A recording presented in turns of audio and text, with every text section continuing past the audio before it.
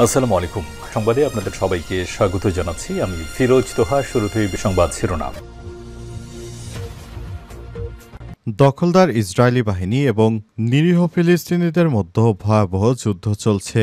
আর এই মুহূর্তে আমাদের হাতে এসছে যুদ্ধের ভয়ঙ্কর কিছু গুরুত্বপূর্ণ আপডেট সংবাদ। প্রথমেই জানাবো, ভয়াবহ দাবানলে পুড়েছে ইসরায়েল, বন্ধ জেরুজালেমের রাস্তা। ভয়াবহ বিপদের মুখে দখলদার ইসরায়েল। ভয়াবহ দাবানলে পুড়ছে দেশটির বিস্তৃত এলাকা। তীব্র তাপ এবং প্রবল বাতাসের কারণে এই দাবানল কয়েকটি শহরে ছড়িয়ে পড়েছে। এতে বন্ধ হয়ে গেছে জেরুজালেমে যার অন্যতম গুরুত্বপূর্ণ একটি পথ। এরপর জানাবো, গাজায় আগ্রাসন, স্কুলে বানানো আশ্রয় কেন্দ্রে দখলদারের হামলা, পুড়ে 10 জনের মৃত্যু। অবরুদ্ধ গাজা উপত্যকার উত্তর অঞ্চলে একটি স্কুলকে আশ্রয় শিবিরে পরিণত করা হয়েছিল। বাস্তুচ্যুত ফিলিস্তিনিদের জন্য ওই স্কুলে আজ ভয়াবহ হামলা চালিয়েছে দখলদার ইসরায়েলি বাহিনী। হামলার পর ভবনটিতে আগুন ধরে যায়। এতে দগ্ধ হয়ে শিশুসহ অন্তত 10 জন নিহত হয়েছে। এদিন গাজার অন্যান্য স্থানেও হামলা চালানো হয়েছে। এতে কমপক্ষে 43 জন নিহত এবং 105 জন আহত হয়েছে। এদিকে কাশ্মীরে সন্ত্রাসী হামলা, যুদ্ধ হলে ভারতকে সমর্থন করবে ইসরায়েল। পেহেলগামে প্রাণঘাতী সন্ত্রাসী হামলার প্রেক্ষিতে কোনো যুদ্ধ হলে ইসরায়েলের ভারতের পাশে থাকার ঘোষণা দিয়েছে ইসরায়েলের পররাষ্ট্র মন্ত্রণালয়। আজ রিপাবলিকান মিডিয়া নেটওয়ার্ক ইসরায়েলের পররাষ্ট্র মন্ত্রণালয়ের সামনে ওরেন মার্মো স্ট্রাইনকে প্রশ্ন করেন, ভারত প্রতিশোধ হিসেবে পাকিস্তানের বিরুদ্ধে সামরিক ব্যবস্থা গ্রহণ করলে ইসরায়েল ভারতের পাশে থাকবে কিনা। তারা বলেছে তারা ভারতের পাশে থাকবে। জানাবো, পাকিস্তান সীমান্তে সেনা মোতায়েনের পরিকল্পনা করছে ইরান। ভারত নিয়ন্ত্রিত জম্মু কাশ্মীরের পেহেলগামে সশস্ত্র হামলার জেরে উত্তপ্ত হয়ে পড়েছে পাকিস্তান ও ভারতের সম্পর্ক। দুই দেশ একে অপরের বিরুদ্ধে পাল্টা সিদ্ধান্ত নেওয়া শুরু করেছে। ভারত পাকিস্তান সম্ভাব্য পারমাণবিক সামরিক সংঘাতের প্রেক্ষাপটে ইরান পাকিস্তানের সঙ্গে তার সীমান্ত নিরাপদ রাখতে কয়েক ব্রিগেড সৈন্য মোতায়েন করার পরিকল্পনা করছে। খবর দা ইরান অবজারভারের। এবং সর্বশেষ জানাবো, পারভেজ হত্যা সেই 2 তরুণীকে গ্রেপ্তার। বেসরকারি প্রাইম এশিয়া বিশ্ববিদ্যালয়ের ছাত্র জাহিদুল ইসলাম পারভেজ হত্যাকাণ্ডের ঘটনায় জড়িত সন্দেহভাজন 2 তরুণীকে আটক করা হয়েছে। দুইজনই ঘটনাস্থলে উপস্থিত ছিলেন। এই ঘটনার পর থেকেই তাদের খুঁজছিল পুলিশ। আজ রাজধানীর জুরাইন এলাকায় অভিযান চালিয়ে তাদের আটক করেছে ঢাকা মহানগর গোয়েন্দা পুলিশ। প্রিয় দর্শক, এতক্ষণ শুনছিলেন সংবাদ শিরোনাম, এবারে বিস্তারিত। তবে তার আগে বন্ধুরা, অনুরোধ থাকবে এই সংবাদটিতে একটি লাইক দিন। এই চ্যানেলে আপনি নতুন হয়ে থাকলে আমাদের সংবাদটি দেখতে দেখতে চ্যানেলটি সাবস্ক্রাইব করে রাখুন। কমেন্ট করে বন্ধুরা আপনার মূল্যবান মতামত জানিয়ে দিন আপনি বিশ্বের কোন দেশ থেকে বা বাংলাদেশের কোন স্থান থেকে আমাদের সংবাদটি দেখছেন এবং শুনছেন। আর বন্ধুরা, গাজা যুদ্ধে আপনি যদি নিরীহ ফিলিস্তিনিদের ভালোবেসে থাকেন, কমেন্টে ইয়েস লিখে বিশ্ববাসীকে জানিয়ে দিন। এবারে বিস্তারিত। ভয়াবহ দাবানলে পুড়ছে ইসরায়েল, বন্ধ জেরুজালেমের রাস্তা। ভয়াবহ বিপদের মুখে ইসরায়েল। ভয়াবহ দাবানলে পুড়ছে দেশটির বিস্তৃত এলাকা। তীব্র তাপ এবং প্রবল বাতাসের কারণে দাবানল কয়েকটি শহরে ছড়িয়ে পড়েছে। এতে বন্ধ হয়ে গেছে জেরুজালেমে যার অন্যতম গুরুত্বপূর্ণ একটি পথ। বিমান হেলিকপ্টার মোতায়েন করেও আগুন নিয়ন্ত্রণে আনতে হিমশিম খাচ্ছে স্থানীয় কর্তৃপক্ষ।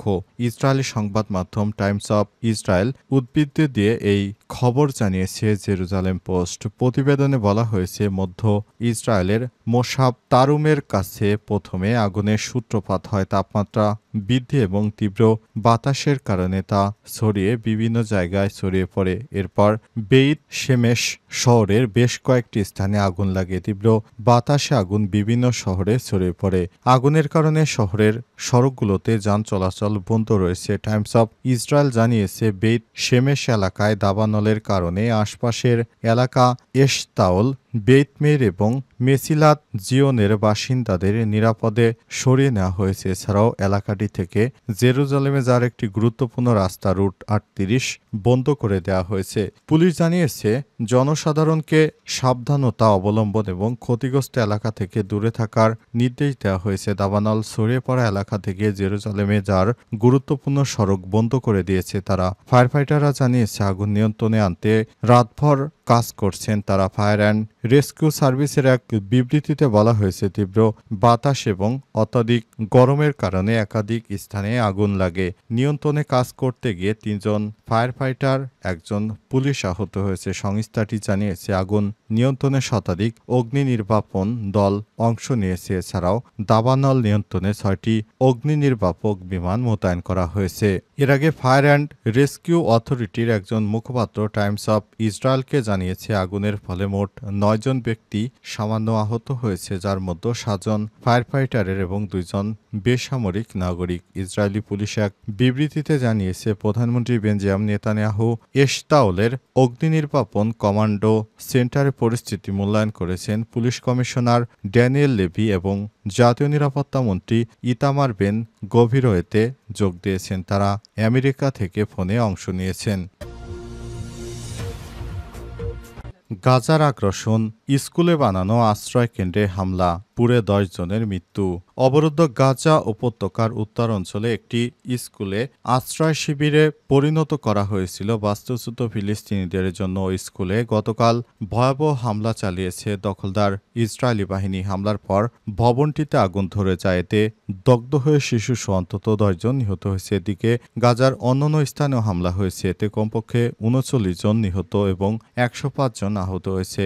উত্তর গাজার তুফায় ভয়াবহ হামলা ও অগ্নিকাণ্ডের ঘটনা ঘটে। ছবি ও ভিডিও ফুটেজে ভবনের বেশ কয়েকটি ফ্লোরে কালো হয়ে যেতে দেখা গেছে। এই ঘটনায় আহত ফিলিস্তিনি আহমেদ বাসাল বলেছেন, আমার ৩ চাচাতো ভাই ও ৩ সন্তান মারা গেছে। তাদের ধ্বংসস্তূপ থেকে বের করে আনা হয়েছে, তারা সম্পূর্ণ পুড়ে গেছে। ওই স্কুলের ভেতরে আশ্রয় খুঁজতে থাকা বেইত হানুন থেকেও বাস্তুচ্যুত ফিলিস্তিনির বিশান আল কাফারুন বলেছেন, আমরা ঘুমাচ্ছিলাম, হঠাৎই তীব্র আলোর বিচ্ছুরণ দেখতে পাই, সর্বত্র আগুন। আমি আমার মেয়েদের নিয়ে দৌড়ে বের হই, তারাও আহত হয়েছে, সবাই চিৎকার করছিল। তিনি আরও বলেন, আমরা যখনই পালিয়ে যাচ্ছিলাম তখন তারা ইসরায়েল আবার স্কুলে বোমা হামলা চালিয়েছে। মানুষ চিৎকার করছিল, নারীরা কাঁদছিল এবং তাদের স্বজনকে খুঁজছিল। আমি জানি না কি বলবো, এখানে বহু মানুষ পুড়ে মারা গেছে, জীবন্ত পুড়িয়ে হত্যা করা হচ্ছে। এখানে পুরো এলাকায় বাতাসে লাশের গন্ধে ভরে গেছে। যুদ্ধ হলে ভারতকে সমর্থন করবে ইসরায়েল। পেহেলগামে প্রাণঘাতী সন্ত্রাসী হামলার প্রেক্ষিতে কোনো যুদ্ধ হলে ইসরায়েল ভারতের পাশে থাকবে বলে ঘোষণা দিয়েছে ইসরায়েলের পররাষ্ট্র মন্ত্রণালয়। রিপাবলিক মিডিয়া নেটওয়ার্ক ইসরায়েলের পররাষ্ট্র মন্ত্রণালয়ের ওরেন মারমোরস্টেনকে প্রশ্ন করেন, ভারত প্রতিশোধ হিসেবে পাকিস্তানের বিরুদ্ধে সামরিক ব্যবস্থা গ্রহণ করলে ইসরায়েল ভারতের পাশে থাকবে কিনা। প্রশ্নের জবাবে তিনি বলেন, আমরা ভারতের পাশে আছি, এটি আমাদের নৈতিক অবস্থান। বন্ধু এভাবেই বন্ধুর পাশে থাকে। পেহেলগামে সন্ত্রাসী হামলার কয়েক ঘন্টা পরই ইসরায়েলের পররাষ্ট্র মন্ত্রণালয় এই বিবৃতি দিয়েছে। পেহেলগাম হামলা ও সন্ত্রাসবাদের বিরুদ্ধে ইসরায়েলের সংগ্রামের তুলনা করেছে ইসরায়েল। ওরেন মারমোরস্টেন আরও বলেছেন, আমরা মনে করি যে ইসরায়েলের মাটিতে যে হামলা ঘটেছিল তার সঙ্গে হামলার অনেকটা মিল রয়েছে। পরিস্থিতি হয়তো ভিন্ন, কিন্তু হত্যাযোগ্য একই। ভারতের মতো আমরাও সন্ত্রাসবাদের শিকার। নির্দোষ অসামরিক নাগরিকদের উপর জিহাদি উগ্রবাদী মানসিকতার সন্ত্রাসী আক্রমণ কেমন তা আমরা গভীরভাবে বুঝি। ইসরায়েল ভারতের প্রতি সংহতি প্রকাশ করে তিনি আরও বলেছেন, ভারত আমাদের বন্ধু, এই সম্পর্ক গুরুত্বপূর্ণ। আমরা জানি যখন উগ্র সন্ত্রাসীরা আপনার মানুষকে লক্ষ্য করে তখন কি অনুভব হয়। ইসরায়েল ভারতের পাশে ছিল, ভবিষ্যতেও থাকবে। উল্লেখ্য, জম্মু ও কাশ্মীরের পেহেলগামে ভয়াবহ সন্ত্রাসী হামলায় ২৫ জন ভারতীয় পর্যটক ও ১ জন নেপালি নাগরিক নিহত হয়েছে। ভারত অভিযোগ করেছে পাকিস্তান কাশ্মীরের সন্ত্রাসী গোষ্ঠীকে মদদ দিচ্ছে। অন্যদিকে পাকিস্তান এই অভিযোগ প্রত্যাখ্যান করেছে। পারভেজ হত্যা সেই দুই তরুণীকে গ্রেপ্তার। বেসরকারি প্রাইম এশিয়া বিশ্ববিদ্যালয়ের ছাত্র জাহিদুল ইসলাম পারভেজ হত্যাকাণ্ডের ঘটনায় জড়িত সন্দেহে দুই তরুণীকে আটক করা হয়েছে। দুইজনই ঘটনাস্থলে উপস্থিত ছিলেন। ঘটনার পর থেকেই তাদের খুঁজছিল পুলিশ। আজ রাজধানীর জুরাইন এলাকায় অভিযান চালিয়ে তাদের আটক করে ঢাকা মহানগর গোয়েন্দা পুলিশ ডিবি। আটককৃতরা হলেন ফাতেমা তাহসিন ঐশী এবং ফারিয়া হক টিনা। ডিবির একটি সূত্র তাদের আটকের বিষয়টি নিশ্চিত করেছে। তারা জুরাইনের একটি বাসায় আত্মগোপনে ছিলেন। গোপন তথ্যের ভিত্তিতে ডিবি তাদের আটক করেছে। এর আগে গতকাল বুধবার Dhaka chief metropolitan magistrate CMM আদালত হত্যাকাণ্ডের সময় উপস্থিত দুই নারীর অবস্থান জানতে চেয়েছিল পুলিশের কাছে।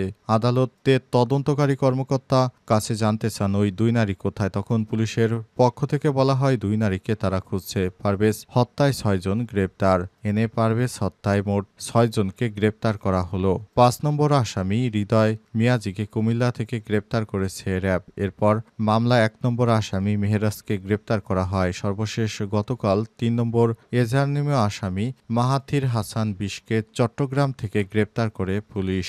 প্রাইম এশিয়া বিশ্ববিদ্যালয়ের টেক্সটাইল বিভাগের ৩য় বর্ষের ছাত্র ছিলেন জাহিদুল ইসলাম পারভেজ। পারভেজ তাদের নিয়ে হাসাহাসি করছিল এবং সেখানে মেহেরাজ ইসলাম ২০ ও আবু জোহর গিফফারি পিয়াস ২০, মাহাথির হাসান ২০ নামের ৩ জন। পরে বিষয়টি নিয়ে তাদের মধ্যে তর্ক বিতর্ক শুরু হয়, যা দেখা যায় সিসি ক্যামেরার ফুটেজও। পরে এই ঘটনায় এশিয়া বিশ্ববিদ্যালয়ের প্রক্টর অফিস পর্যন্ত গড়ায়। শিক্ষকদের মধ্যস্থতায় মীমাংসিত হওয়ার পরও বিশ্ববিদ্যালয় থেকে বের হতেই গেটের সামনে পারভেজের উপর হামলা হয়। এতে ছুরিকাঘাতে মারা যান পারভেজ।